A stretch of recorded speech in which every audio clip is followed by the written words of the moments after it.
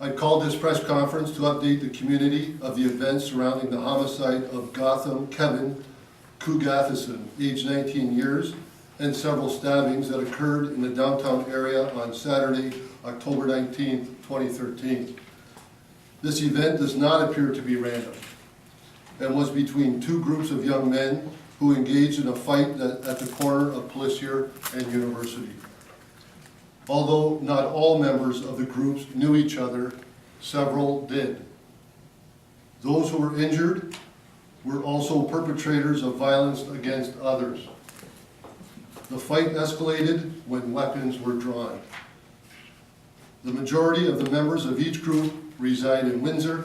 Other than the victim, almost all of the other members of each group were known to police. There has been little cooperation with the investigation from members of each group, including the group which was friends with the deceased. Even callers to the 911 center would not cooperate or leave their name.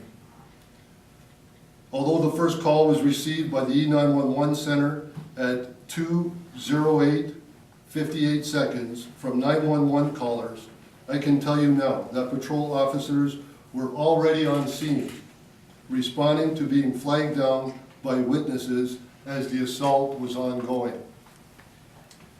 In regards to police response, I would like to advise our entire community I am extremely proud of the actions of my personnel. From the moment calls were made to the E911 center, there has been very little, if any, cooperation. E911 dispatchers were able to elicit critical information from reluctant witnesses. The first officers arriving observed and dealt with a chaotic scene.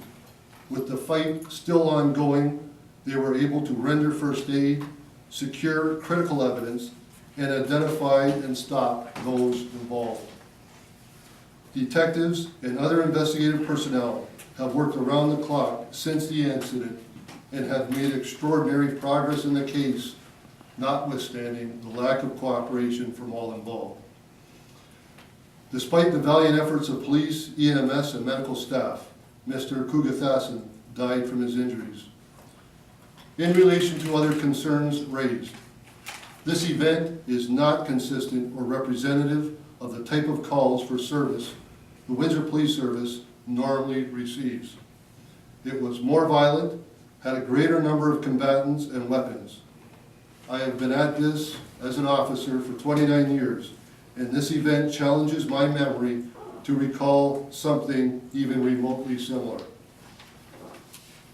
Crimes reported to the Windsor Police Service do not indicate or support that the downtown area experiences more violence than other neighborhoods in the city. In 2013, year to date, violent crimes across the city is down more than 10%. At the time of this call for service, officers were already on scene across the city at 17 other priority calls for service.